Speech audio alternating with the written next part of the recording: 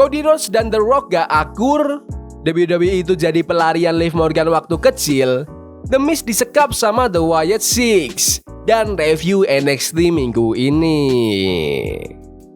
Selamat datang di Extra News, dimana kita akan bahas berita-berita terkini tentang WWE.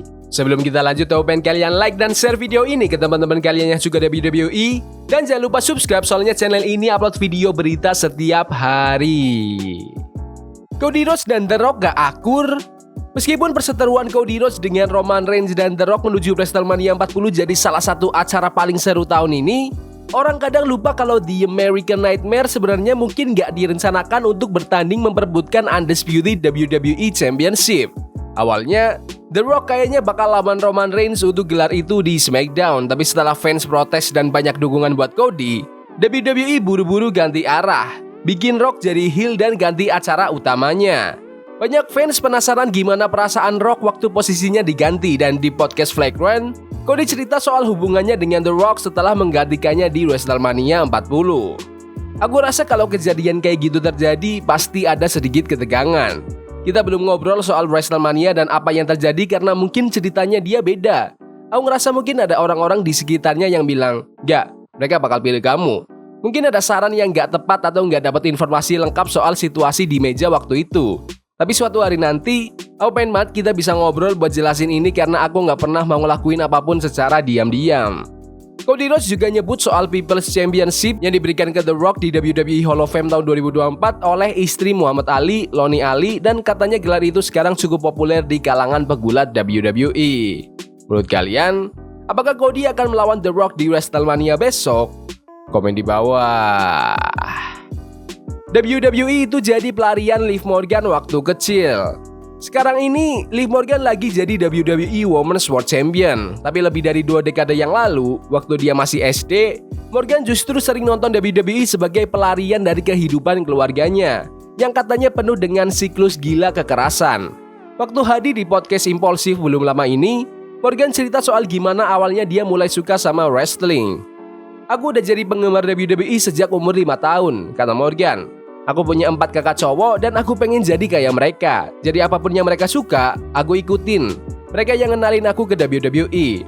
Waktu aku tumbuh di rumah yang kacau dan gak karuan, WWE itu jadi pelarianku, beneran.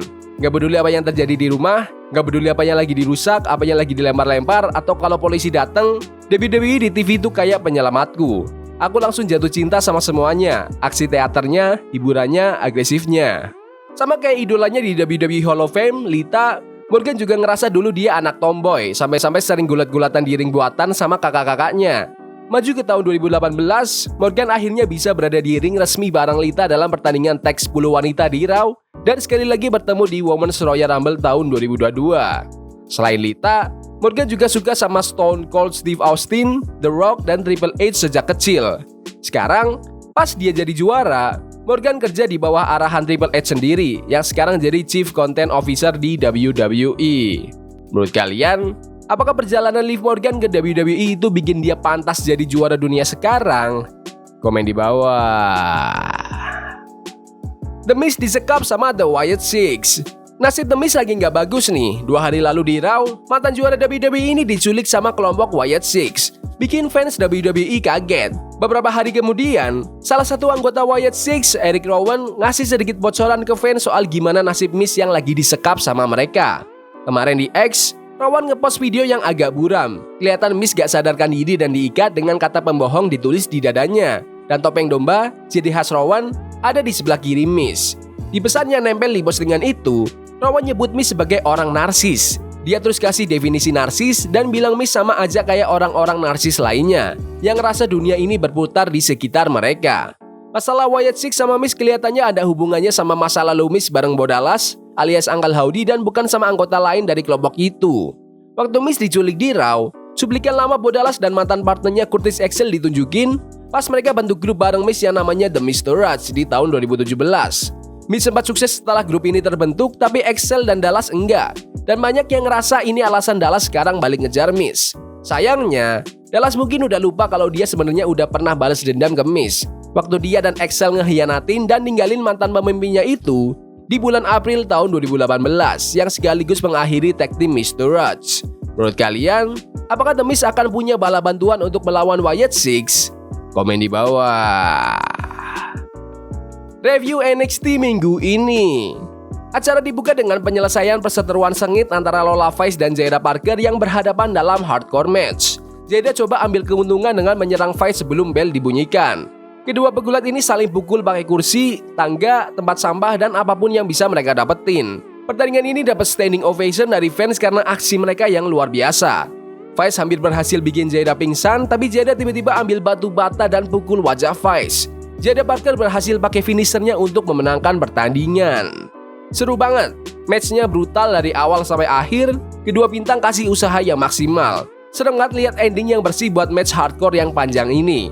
Seru juga lihat Dawn Mary lagi dan dia pun jadi wasit yang netral di pertandingan pembuka NXT ini. Sepanjang acara, NXT juga terus kasih penghormatan ke legenda mereka. Rob Van Dam kelihatan di belakang panggung lagi ngobrol sama Kelani Jordan pas tiba-tiba diserang sama Wesley. Serangan itu jadi bumerang buat Lee soalnya RVD muncul di akhir pertandingan seru antara Lee dan Javon Evans. RVD berhasil ngeganggu Lee cukup lama buat Javon ngehit Lee dengan splash besar untuk memenangkan pertandingan. Gak lama kemudian, Rhino muncul dan ngegor Robert Stone habis-habisan setelah Stone gak ngehormatin penonton dari Philly. Nunzio juga ikut bertanding lawan Tony D'Angelo buat perebutan North American Championship. Javon Evans dan Wesley emang atlet hebat, jadi gak heran kalau mereka bisa kasih match yang keren. RVD akhirnya dapat balasan ke Lee dengan bikin dia kehilangan fokus, jadi Evans bisa menang. Aku gak keberatan kalau Javon Evans lawan Wesley lagi, tapi kayaknya bakal ada match antara Rob Van Dam sama Wesley dulu. Pengumuman spesialnya itu acara premium NXT Deadline buat event terakhir tahun ini. Promonya Mr. Stone juga klasik banget, nyindir fans lokal biar makin kesel. Kemunculan Rhino itu keren, walau dia sekarang lebih sering tampil di TNA dan baru masuk ke Hall of Fame-nya mereka. Aku pikir Sandman yang bakal muncul, tapi Rhino juga cocok kalau Sandman gak bisa hadir. Tony D dapat kemenangan mudah lawan Nunzio yang sempat kasih beberapa serangan.